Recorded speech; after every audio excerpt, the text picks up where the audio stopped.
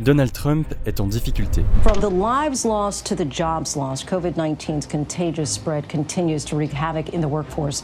From retailers to restaurants, all falling victim to the impact of this vicious virus. 1 in 5 workers in America have lost their jobs since the lockdown brought the US economy to a standstill 7 weeks ago. It's a massive turn in events.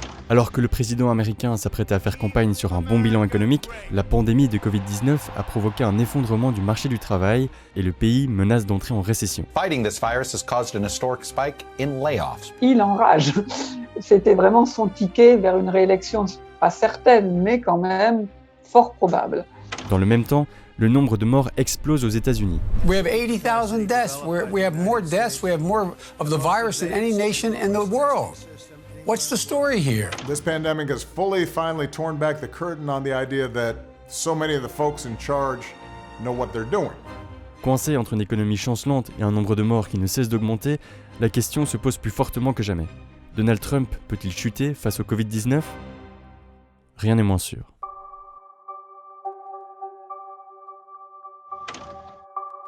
Donald Trump a un atout majeur, une base d'électeurs stable et fidèle envers et contre tout. Voici l'évolution de sa popularité depuis son élection, et voici celle de ses prédécesseurs. En les comparant, on se rend compte que la courbe de Trump reste particulièrement stable. Stable malgré les crises et les scandales des 3 dernières années. Was there sufficient evidence to convict President Trump with obstruction of justice? President Trump has just been impeached on both Article 1, abuse of power, and on Article 2, obstruction of Congress. Sa réélection se résume donc à une question centrale. Est-ce que Donald Trump pourra compter jusqu'au mois de novembre sur la solidité implacable de sa base électorale qui, jusqu'ici en tout cas, a toujours répondu au doigt et à l'œil à sa gouvernance? L'histoire montre que les crises peuvent grandement influencer la popularité des présidents en exercice. C'est notamment visible ici, sous la présidence de George W. Bush. Ici, vous avez un pic de popularité, juste après les attentats du 11 septembre 2001. Et ici, un autre pic qui coïncide au drame de la navette spatiale Columbia.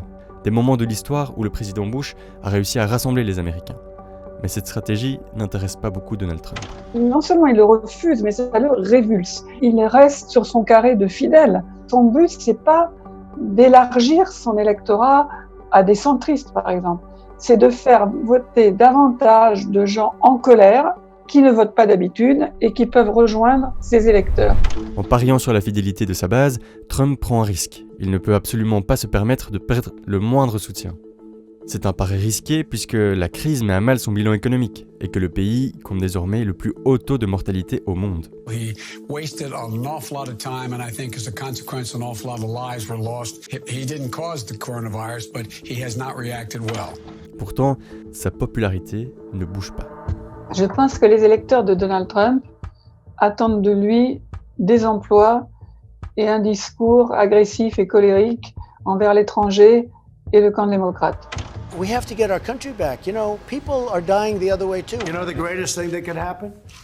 If we could get our country open again and get it going again and have people have these great jobs again.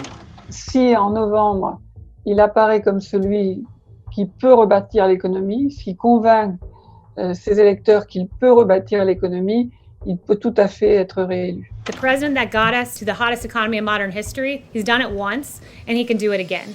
Cette stratégie peut étonner de notre côté de l'Atlantique. Comment un président peut-il assumer de rouvrir son économie, peu importe l'impact sur un bilan sanitaire déjà désastreux? Pour comprendre, il faut se tourner vers une valeur ancrée dans l'ADN du pays, depuis sa création, la liberté. We're here because we're Americans and we were born free and you're taking our freedom and liberty away. On a une tradition très forte de la libre entreprise, comme étant au fond l'expression même du rêve américain. On a une tradition très forte des libertés individuelles. Et puis on a la grande tradition historique de la Révolution américaine qui a inscrit dans les gènes de ce pays la méfiance à l'égard de l'État, et particulièrement de l'État fédéral. Tout cela était particulièrement visible durant la crise du coronavirus. À plusieurs reprises, des milliers d'Américains ont bravé le confinement en opposition aux mesures de confinement décidées par certains gouverneurs jugées trop strictes. We want to be able to live free lives, and he's keeping us at home. This is the state trying to control our lives, and we need to stand up to this.